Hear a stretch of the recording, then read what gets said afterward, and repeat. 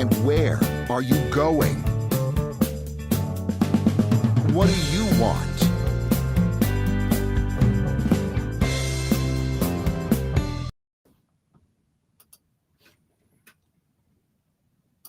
Hello and welcome to Trust and Estates Weekly. Sorry, I had a little technical glitch there. I tried a new way of starting the stream and I'm not going to try that way again. So I'm your host, Kevin Bemmel, and I'm here every Monday at 10 a.m. Pacific time to talk about probate and trust administration, estate planning, and all of the subjects that relate to that.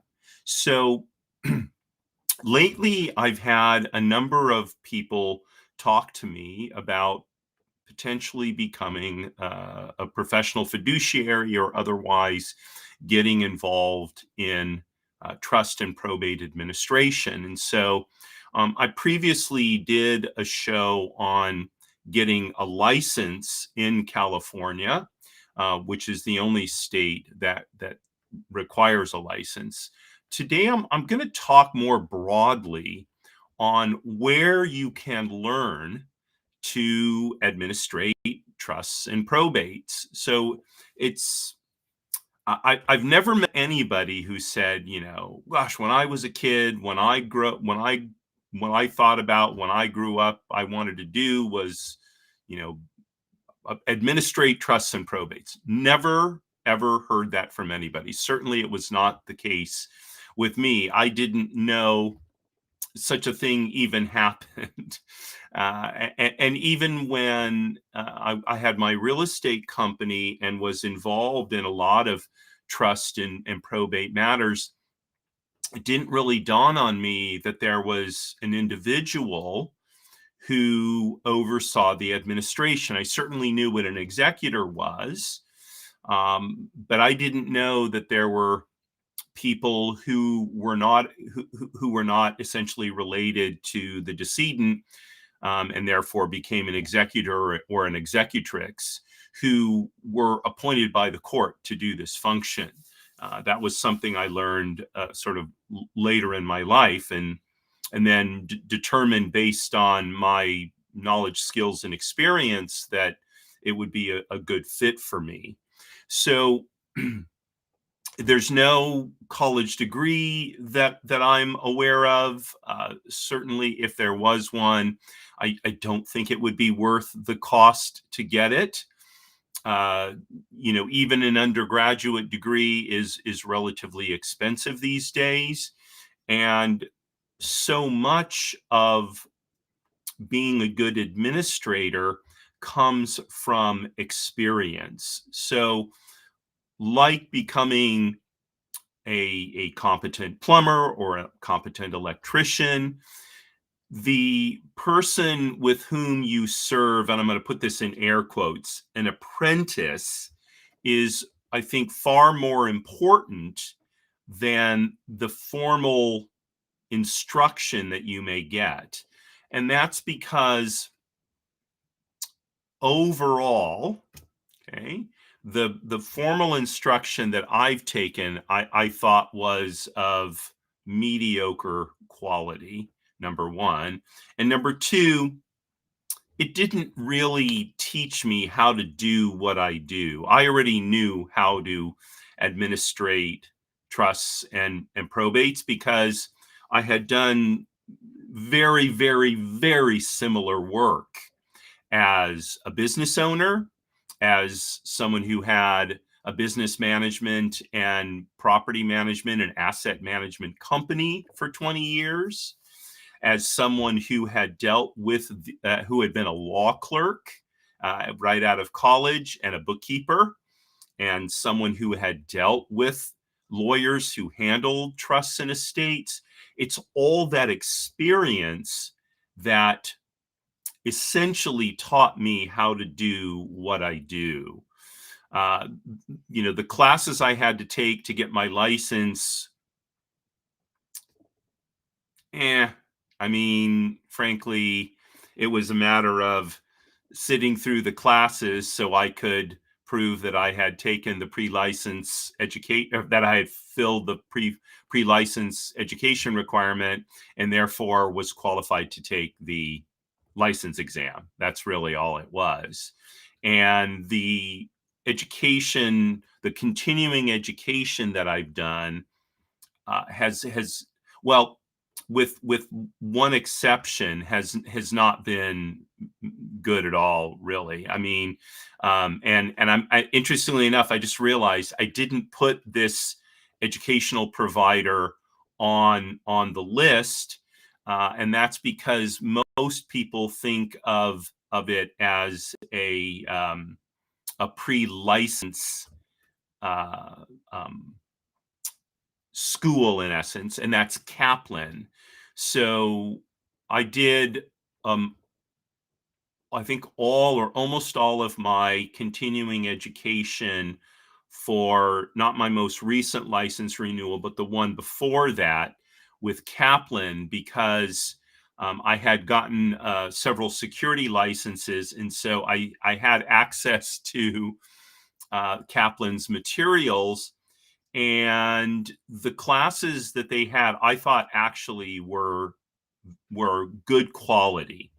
The people teaching them were not just knowledgeable, but they were also good teachers. And the courses were organized for actually conveying information. So one of the problems with a lot of the education that's available is, number one, the people teaching it are not teachers, they're practitioners, and that's fine. But teaching is a different skill from being in a practice. So knowing the pedagogical techniques, being able to logically present information, all of that is different than being able to do the actual tasks or the actual duties. So, the old saw is those who do, those who can't teach.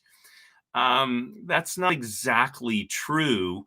I think that that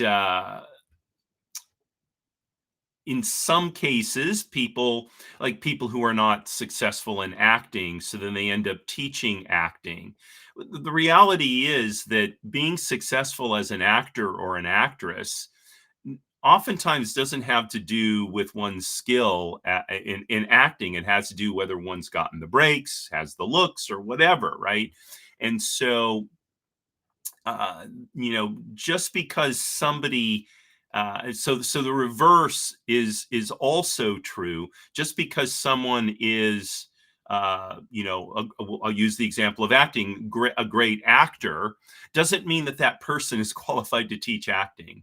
Okay, they may act purely by instinct or mostly by instinct, and so they don't have any ability to convey techniques and the ability to bring emotion to a role. Okay, the same thing is true in the fiduciary world. Okay, there are fiduciary. I assume that the people whose courses I've taken were good fiduciaries. I hope they were. I hope the educational providers didn't select incompetent or poorly competent people to teach these courses. It's just they didn't have a lot of pedagogical skill, so they don't have that. You'll find very little, you know, tonal inflection in their voice, so it's very hard to concentrate after a while because they kind of drone on like this, and there's nothing to keep you engaged, and things like that. Kaplan now, from the standpoint of getting a license in California, Kaplan won't work. Okay, they're not, to the best of my knowledge, an approved provider of pre-licensing education to get a California professional fiduciary license. Having said that, the requirements for a continuing education provider for a professional fiduciary license are actually quite broad. So any provider of that, any provider that is approved to deliver continuing education for insurance licensees, real estate licensees. In fact, I think it's any professional license in California is qualified to provide continuing education for a professional fiduciary licensee. That's how I came to take the Kaplan courses. Now, they don't have an unlimited number. My recollection is they had somewhere between maybe 15 and 20. Some of them were short, some of them were quite long. All of the ones that I took were good. And so I'm mentioning them because, like I said, I forgot to put them on my list. So the ones, and Kaplan is not recognized in the, like I said, it's not recognized as a place to go learn how to do a professional activity. It's known as a place one goes to fulfill a pre-licensing qualification and then go, take the exam and hopefully pass the exam and go on to practice.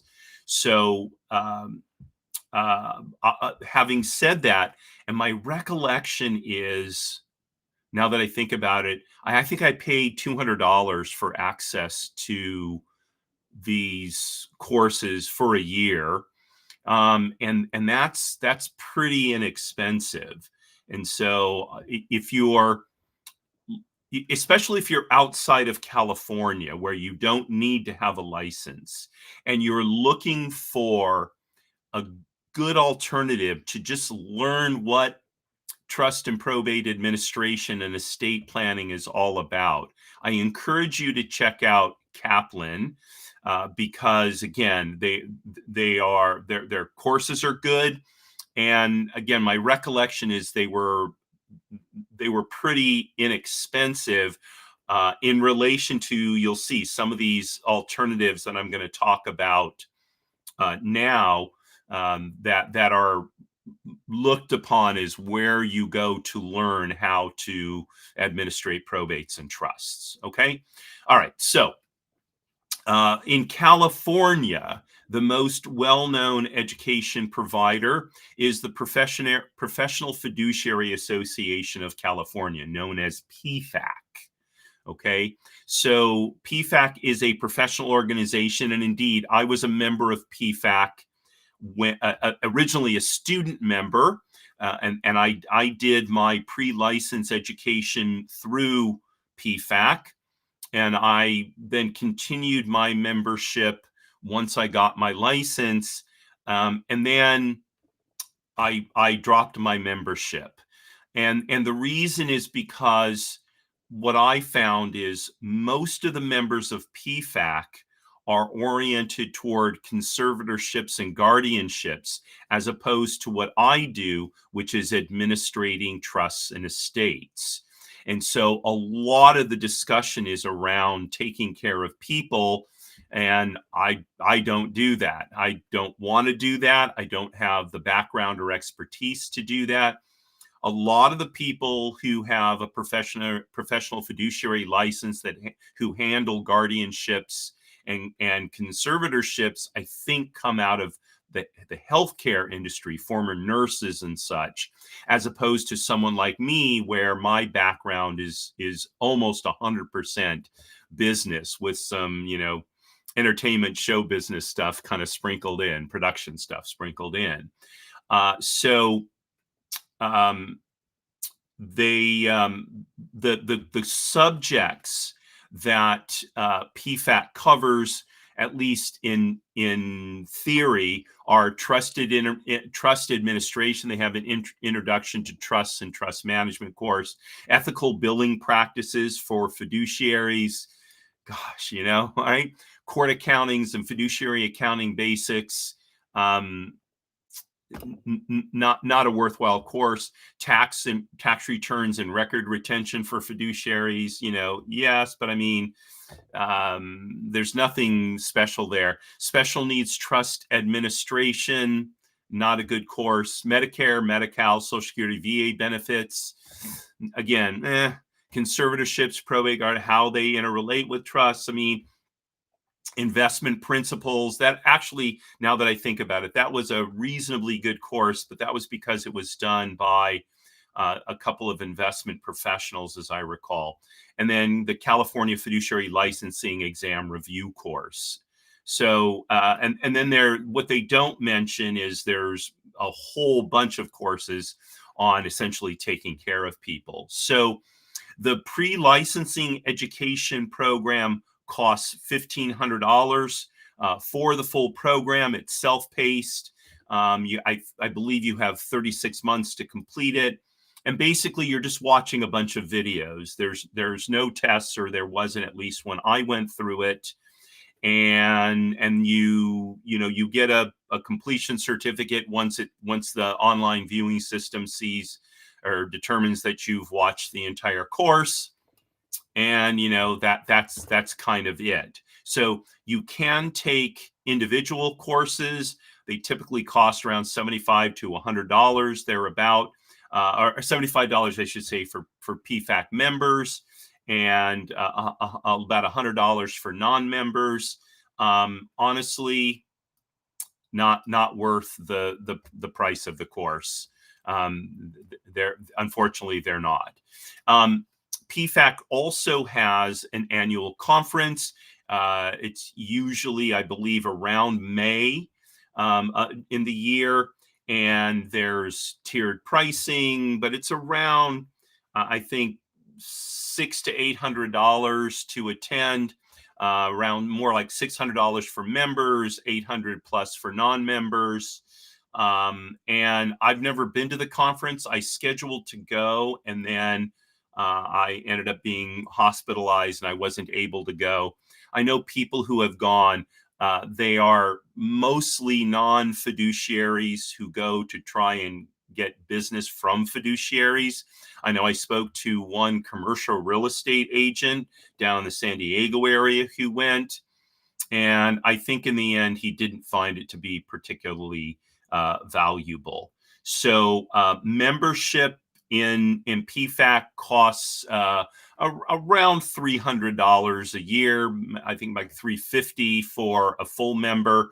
A student membership, however, is only $50. Of course, to have a student membership, it doesn't really mean anything. You'll probably get a student membership in order to get the pre-licensing program. So if you want to become a licensed fiduciary in California, PFAC is the way to go, okay?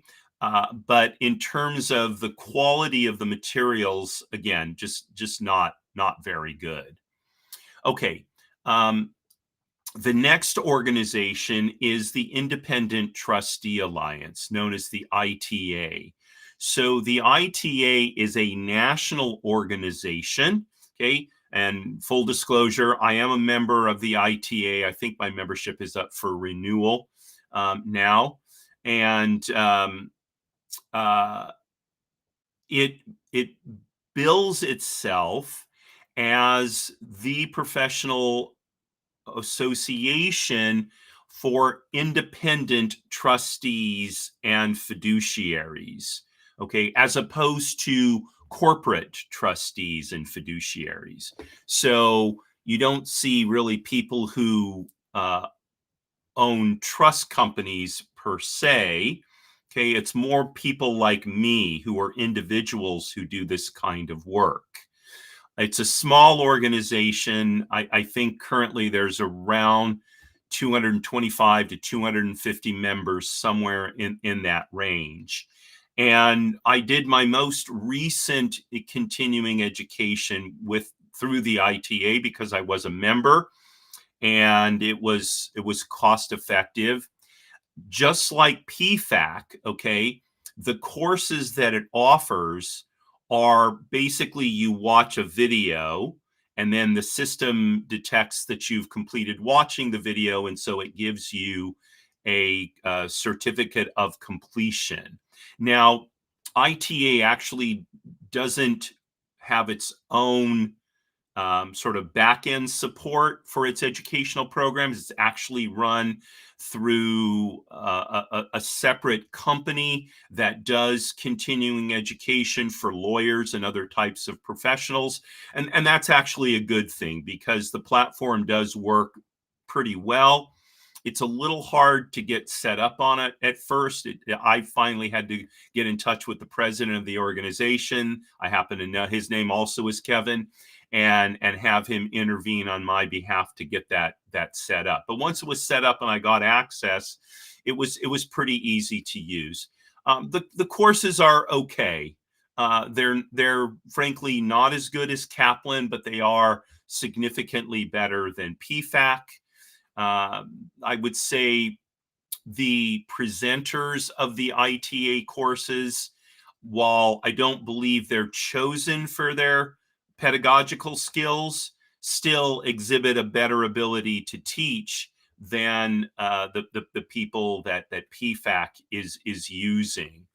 And some of the courses I did learn some practical ideas on how to improve how I do my practice, and some of them were just interesting. Like there was one course, the most memorable course that I took was on dealing with pets and pets either being an heir, right? I put that in there again in air quotes because pets can't really be an heir, or providing for pets being taken care of through one's estate plan. The woman who did that course I thought was pretty interesting, and she had a lot of practical experience, which was good, but she also was able to explain all of these concepts in a pretty clear way. So the topics covered in the ITA's programs include trustee education, fiduciary legal duties, ethical duties, trust litigation, investment management for trustees, trust operations in different administrative environments. There is some courses on risk management, and then just if you have to be a member of the ITA in order to access these classes, and if you are, then there are occasional networking opportunities. At one point, the president, Kevin Button, was doing quarterly, sort of informal virtual get-togethers. I thought those were good. It's a shame he didn't continue doing those. And there isn't, and then the ITA has an annual conference as well. Most of the ITA's educational courses are actually recorded at the annual conference, and then the company that handles the continuing education for the ITA, I think, puts them in their system.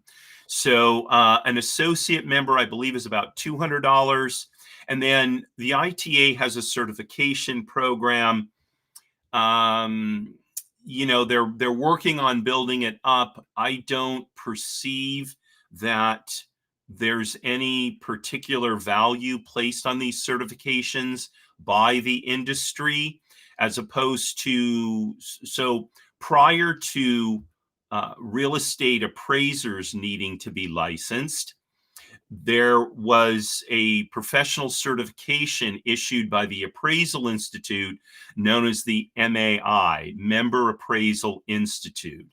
For someone who is doing commercial appraisals, which is the kind of appraisal work I did when I had my real estate company prior to joining the Navy, being an MAI was recognized as being at the top of the commercial appraisal profession. Okay. Now, when real estate appraisal licensing came in, that kind of wiped out the MAI designation as having value. So you will hear MAI still insist that they are the most qualified professionals, but that is not true any longer. And for what it's worth, I was one of the people who worked hardest to make to essentially get rid of this idea that an MAI, member of the Appraisal Institute, was somehow more qualified than someone who had a what's called a certified general appraisal, real estate appraisal license. And it was because the standards that one had to meet in order to get the certified general real estate appraisal license were essentially the same as becoming an MAI, except that it wasn't one's peers that were deciding whether you became a member. It was essentially the staff at each state's real estate appraisal licensing board that made that decision.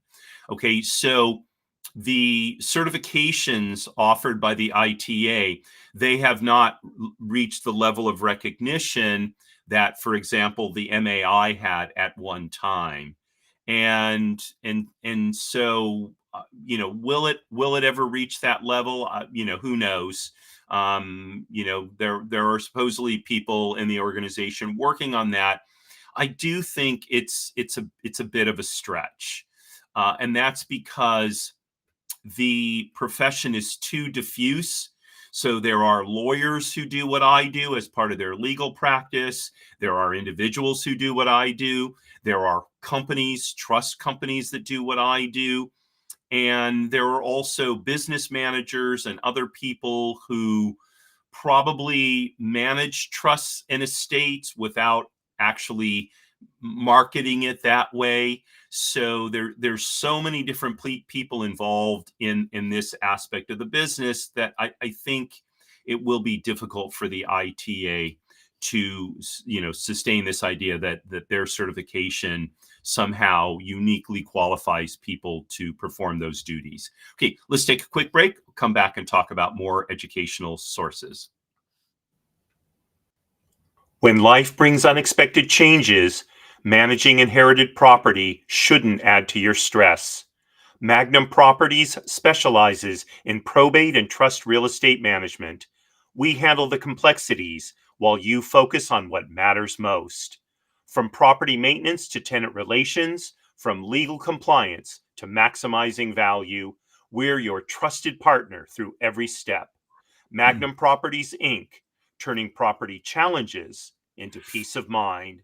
Call us today at 213-264-4396 or visit magnumprops.com. So this is Trust and Estates Weekly, and I'm your host, Kevin Bemmel.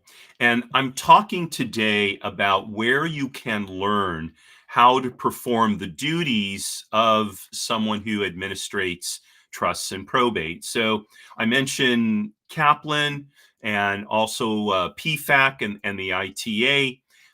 These are Kaplan, of course, is a huge organization. PFAC and the ITA are small organizations. Probably overall, the highest quality education in this field is offered by, of all organizations, the ABA, the American Bankers Association, okay? Not to be confused with the American Bar Association, which I will talk about in a little while. So the ABA has a trust and fiduciary education program, and it's very robust. You can get training, you can get certifications, and in terms of a certification that may mean something, the ABA, right now at least, really has cornered that market. So they have something called a CTFA, a Certified Trust and Fiduciary Advisor. That is a set of initials you will sometimes see after the name of people like me. Now, in my case, I don't carry initials after my name. There was a time when I tried to string a whole bunch of initials after my name. I don't really do that anymore. I just note in my email signature, for example, that I'm a California professional, fiduciary. In the 90s, late 80s and 90s, it was it was de rigueur to seek to have a bunch of initials after your name. And I may have told this on this show before, I don't recall, but at one point, in order to increase the number of sets of initials after my name, I called up my mother and I asked her if I was her favorite son. And she said, "Well, you're my only son." I said, "I understand that." I said, "But am I your favorite son?" And we kind of did a couple of laps, right? And my mother finally, agreed, "Yes, you're my favorite son." I said, "So you're telling me, your son, Kevin Bemmel, that Kevin Bemmel is your favorite son?" She said, "Yes." I said, "Great." And then I put another set of initials after my name, PFS. And when people would ask me, "What is a PFS?" I would say, "It's Filane's favorite son," because my mother's name was Filane, right? And by the way, there was no denying that I was her favorite son, especially since I'm her only son, right? So my sisters would have to duke it out because there's two of them. It gets a little bit crazy with the initials, but you will see people who do trust and probate administration oftentimes have 2, 3, even 4 sets of initials of different kinds. Again, I'm unconvinced that these days those kinds of designations are lent the kind of credence they were, 20, 30 years ago. So the American Bankers Association has what they call the Wealth and Trust Schools. And they have various levels. Level 1 is sort of the foundation of trust and wealth education. Level 2 is for more advanced practitioners and trust professionals. And they also do on-site programs, which, I mean, virtual education is fine, but there is nothing like in-classroom education when it's well done. It's far more impactful.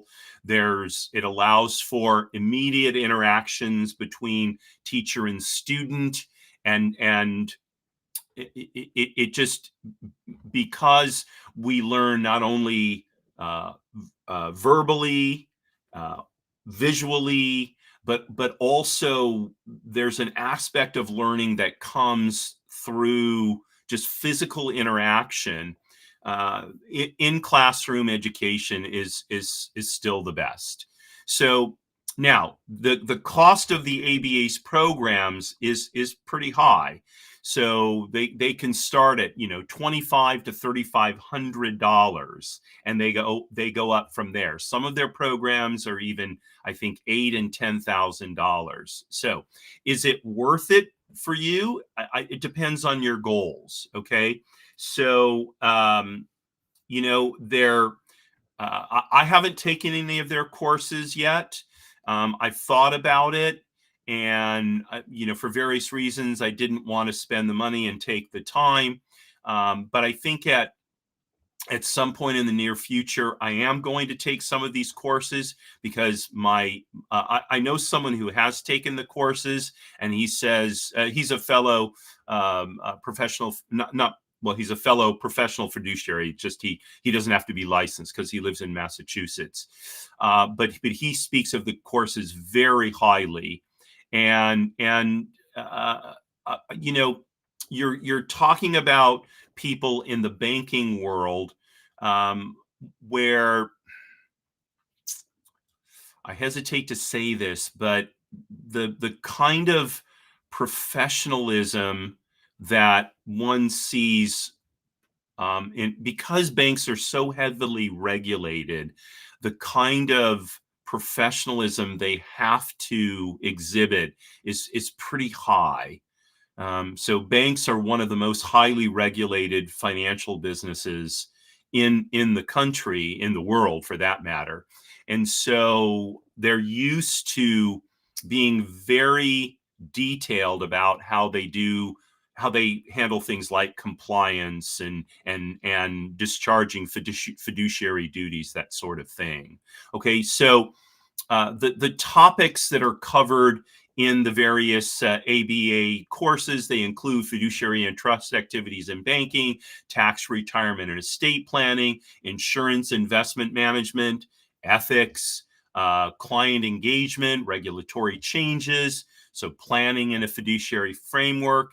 And then also, like with the ITA, I think there are because the ABA is first and foremost a professional association, as well as one of the most powerful political lobbies in the country, there are networking opportunities there as well. Okay, and the live courses that they do are pretty intensive. I guess they'll do 3 to 5 day sessions over 3 weeks, and the curriculum is very similar to what I just mentioned. Now, unlike these other organizations, to get the certification, to get a certification from the ABA, you do have to pass an exam. Okay, so you take you study all this material, but then you still have to pass an exam. Okay, and I to me that seems like the right way to do it. Okay, it's one thing to sit through a bunch of classes. It's another thing to sit through them in an engaged enough way that one can then turn around and pass an examination. Now, I do recognize that there are some people who take tests well. I'm one of them. I've always benefited from that. There are other people. I hope I'm not telling a family secret. My older sister just does not test well. She's very smart, knows her material, but she gets terrible test anxiety, and so it's really a challenge for her to pass a test. So I'm not suggesting that just because one can pass a test, one is more intelligent than someone else, only that having to pass a test sort of raises the stakes of how closely someone has to pay attention, and how diligently one works in order to absorb the material. So I'm not going to get into the individual requirements for the different certifications, but as I recall, there's maybe 3 different relevant certifications, and they require anywhere from 8 to 15 courses.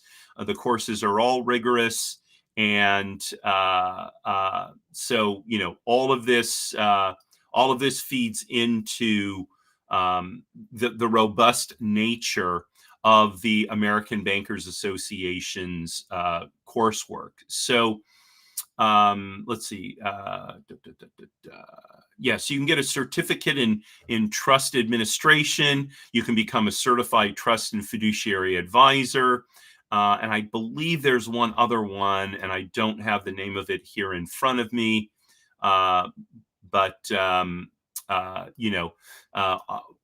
I'll put in links in the show notes to these different organizations, so you can check out their information directly, and you can see which, if any, fits your needs.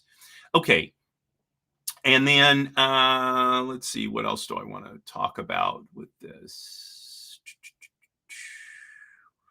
Okay, I think that really covers it as far as the American Bankers Association is concerned. Okay, so the other ABA is the American Bar Association. So if you're not familiar with how the American Bar Association works, so it's a huge organization. Also, it's a professional association, but also a very powerful lobbying group.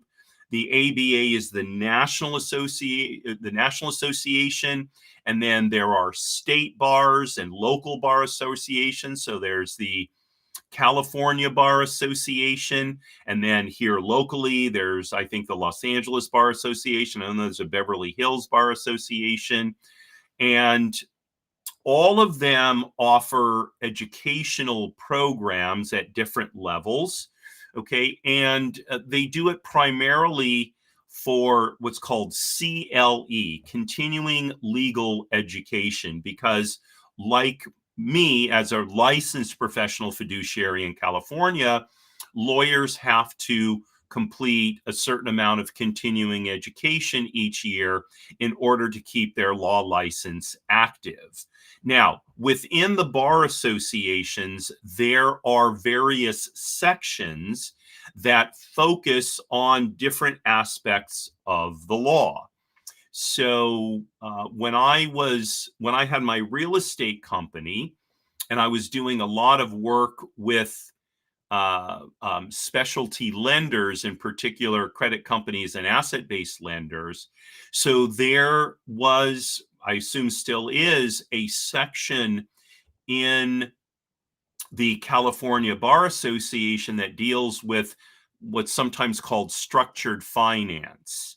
And I know I went to, I don't know if it was a meeting of just the structured finance section or of the California Bar Association overall. But it was up in, I think it was like Monterey or California or something like that.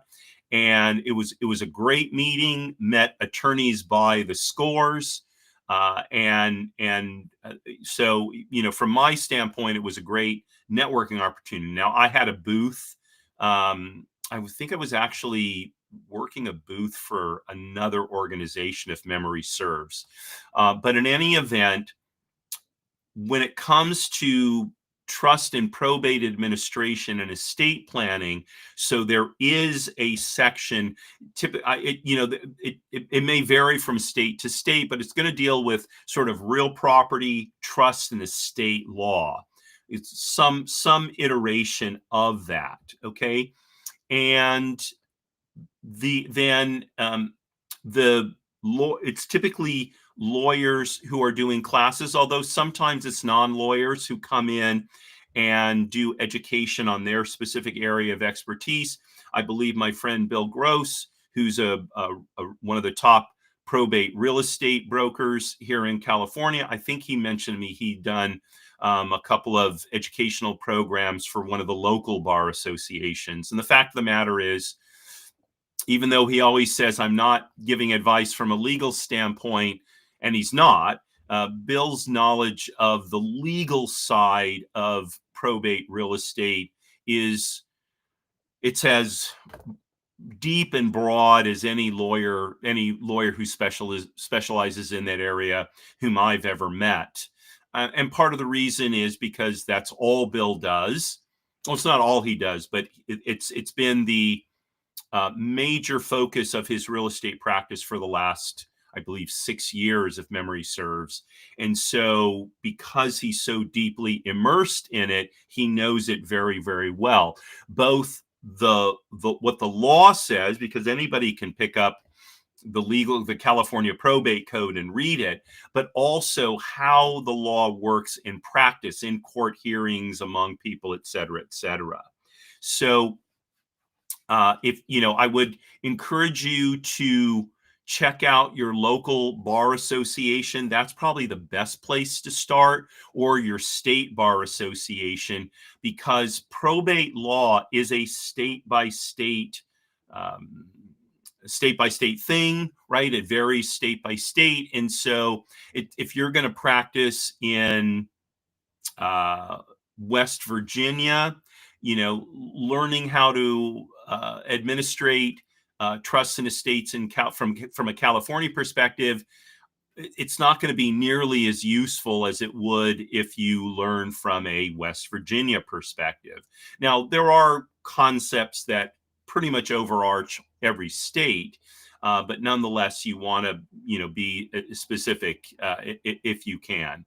So, to be a section membership typically is not particularly expensive, especially if you're not an attorney. You're going to be an associate member, maybe $100, $200, something like that. And then oftentimes there's not an additional charge for a local association to go to a meeting.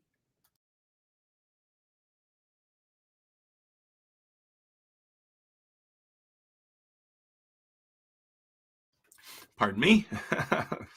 I had to sneeze.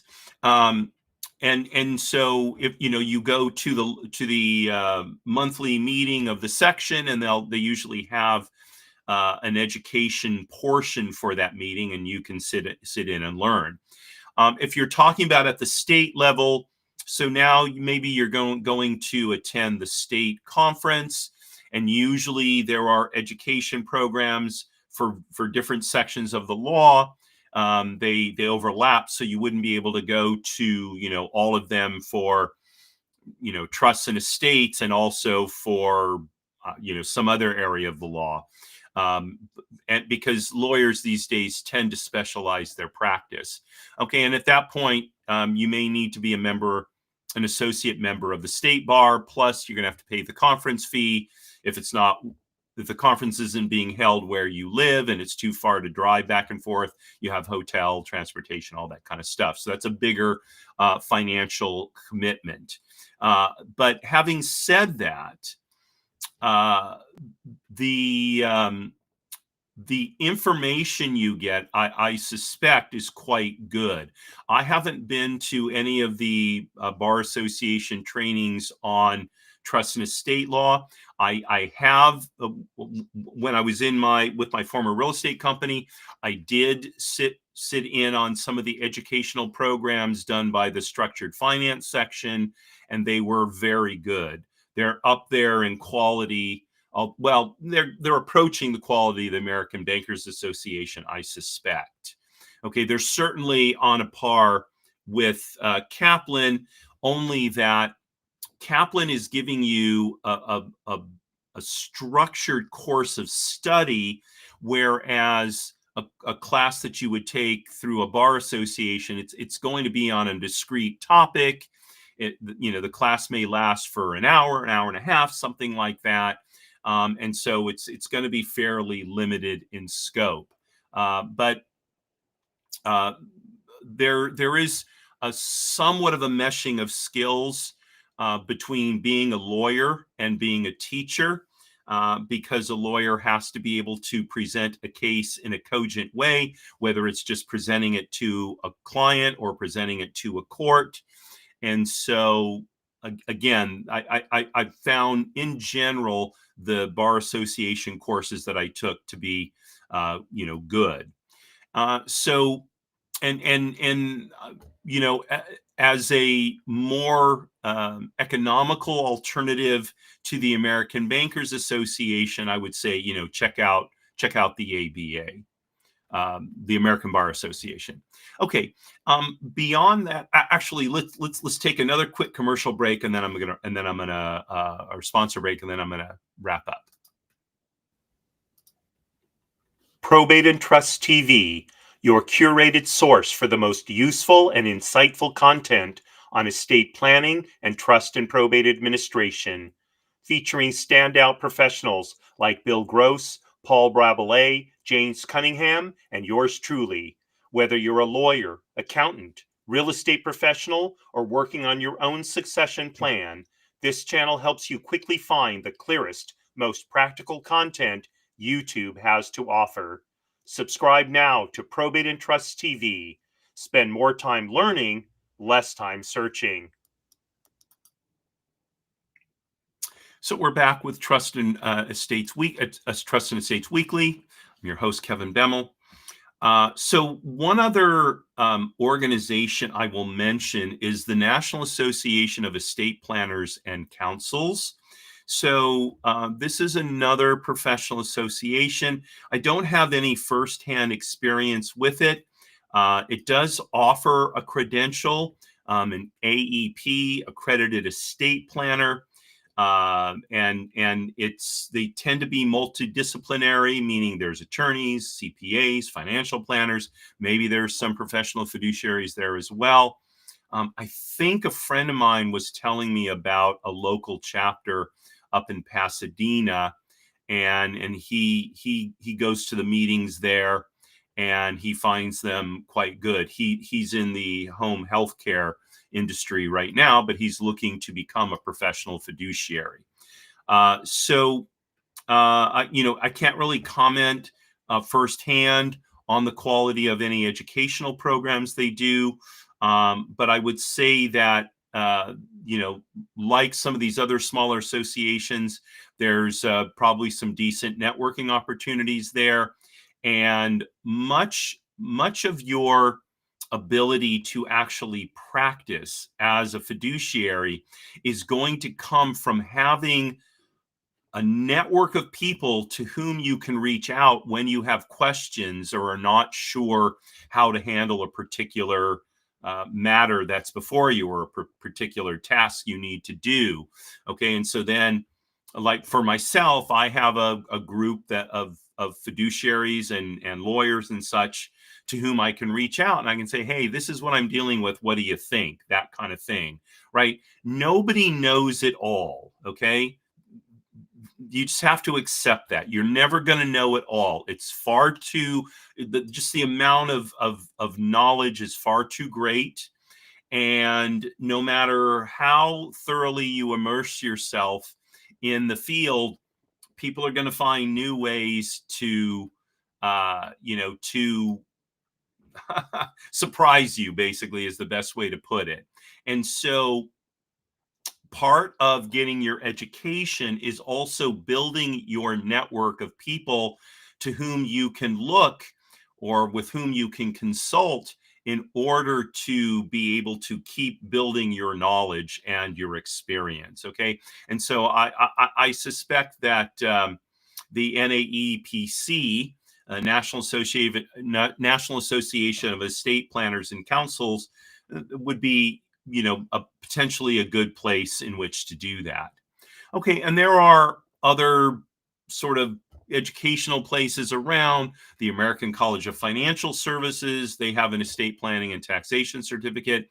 As a fiduciary, while you may be involved in some estate planning, it's not going to be, in most cases, a large focus of your practice. So while knowing people who do estate planning can be good, especially if you're young and they name you as the successor trustee in a lot of trusts, eventually you're going to get a whole bunch of engagements when the grantors and original trustees of those trusts pass away. And so now you'll take over as trustee and you'll administrate the trust. Okay. But that's kind of a long-term perspective. If you're an older, guy like me, that's probably not a good business building perspective. So, how do these different organizations shape up? So just kind of in summary here, if you want to get a California professional fiduciary license, PFAC is basically the best way for you to do the pre-licensing education. Just kind of bite the bullet, pay the $1,500+, sit through the classes, take your exam, and then, on you go. ITA is building from the standpoint of continuing education for a licensee like me. It's pretty good as a place to learn. It's pretty good. Okay. And hopefully they're going to build more networking opportunities as well. The American Bankers Association, probably the best educational courses available, but also the most pricey. Okay. So you're probably talking minimally several $1,000s, and maybe as much as something like $8,000 to get their top certification. Okay. Now it is recognized in a lot of circles, and so maybe worth it. American Bar Association, in terms of quality, pretty good quality, good networking opportunities, and not super expensive. Maybe if you go to the national American Bar Association convention, something like that may be expensive to do, but if you're sticking with your state bar association and your local bar associations, probably moderate cost at the most. And then other than those, I would say, again, think about Kaplan. Kaplan is, to my recollection, pretty moderately priced.